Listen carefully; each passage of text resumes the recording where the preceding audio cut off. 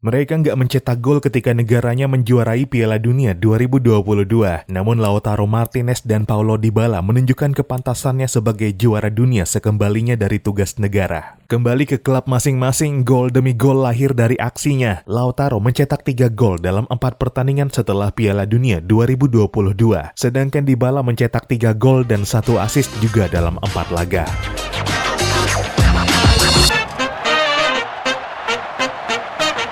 Halo dan selamat datang kembali di Papa Bola. Ya, Piala Dunia 2022 menjadi kisah indah bagi Argentina yang akhirnya menjadi penutup periode fantastis mereka setelah mengakhiri puasa gelar 28 tahun dengan memenangkan Copa America 2021, diikuti Finalissima 2022 dan kembali memenangkan Piala Dunia yang sebelumnya kali terakhir dimenangkan pada 1986 di era The Great Diego Maradona. Argentina pun kini berhak untuk tambahan 1 bintang di lambangnya.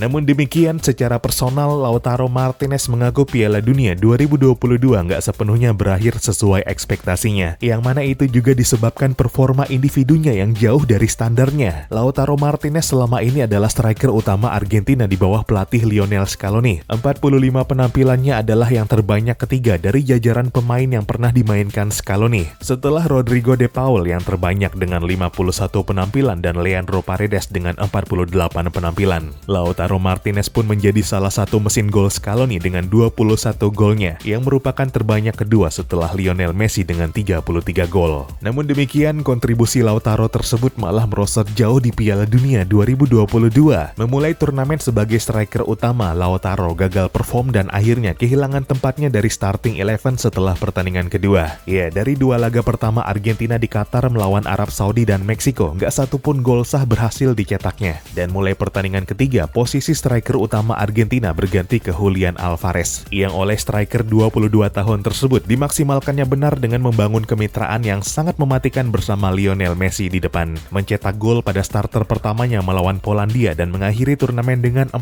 gol yang bersaing secara langsung dalam perebutan sepatu emas memasuki partai final melawan Prancis. Meski begitu, penurunan performa Lautaro nggak begitu saja meredupkan nama besarnya di Argentina dan membuka kemungkinan hilangnya tempat sebagai striker utama Scaloni. Benar bahwa Julian Alvarez tampil melampaui ekspektasi dan masih punya potensi permainan yang terus berkembang, tapi Lautaro Martinez pun juga masih memungkinkan untuk berkembang karena usianya pun masih 25, masih ada 2 tahun sebelum memasuki usia emas seorang pesepak bola. Dan di sisi lain, penurunan performanya di Qatar pun sebenarnya bisa sangat dimaklumi, karena kabarnya Lautaro secara kebugaran memang nggak 100% fit ketika itu karena masalah di pergelangan kakinya yang merupakan bawaan dari cedera lamanya, berimbas terhadap performanya di lapangan terutama dalam hal finishing maupun pressing yang sangat minim. Dan benar saja, seiring waktu dan kebugaran yang kian pulih, Lautaro pelan-pelan mengembalikan ketajamannya. Menuntaskan tugas negara dan kembali ke Inter Milan, Lautaro Martinez mendapat pelampiasannya dengan mencetak 3 gol dalam 4 pertandingan pertama setelah Piala Dunia 2022. Masing-masing 1 gol dicetaknya ke gawang Monza dan Hellas Verona di Serie A dan 1 gol ke gawang Parma di Coppa Italia. Hanya 1 laga melawan Napoli yang gagal diakhirinya dengan gol sekembalinya dari Qatar, yang itu pun juga memang karena hanya bermain selama 26 menit. Sehari setelah Lautaro mencetak gol ke gawang Verona, giliran Paulo Dybala mendapat panggungnya lewat sepasang golnya yang memenangkan AS Roma atas Fiorentina dengan skor 2-0 pada Giornata ke-18 Serie A Italia Senin pagi tadi 16 Januari 2023 waktu Indonesia. Ya, Dybala lagi-lagi jadi protagonis dan penentu kemenangan Roma setelah sebelumnya juga mencetak gol tunggal dari kemenangan atas Genoa di Coppa Italia 3 hari sebelumnya. 4 pertandingan sudah dimainkan Dybala sekembalinya dari Argentina sebagai juara dunia, memberi kontribusi masif bagi Roma dengan hampir 70% kontribusi gol, termasuk 1 asisnya dari kemenangan 1-0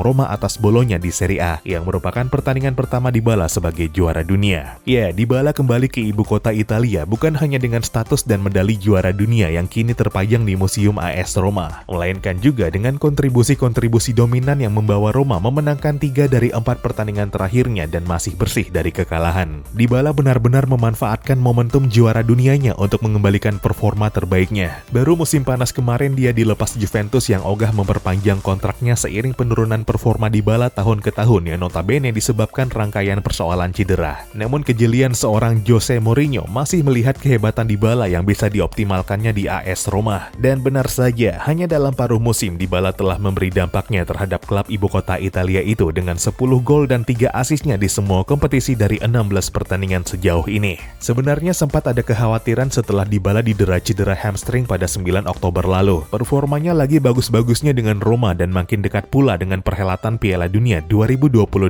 Namun Dybala yang pantang menyerah akhirnya pulih lebih cepat dan memenangkan tempatnya di skuad Scaloni. Dybala pun dibawa ke Qatar dan meskipun harus menunggu sampai semifinal untuk akhirnya dimainkan, Dybala berperan besar membawa Argentina juara dengan clearance krusialnya yang menggagalkan peluang emas Kylian Mbappe pada detik-detik terakhir babak perpanjangan ketika skor berkedudukan 3-3 antara Argentina dan Prancis, serta menutup turnamen dengan eksekusi sempurnanya pada babak adu penalti yang turut memenangkan Argentina trofi Piala Dunia 2022.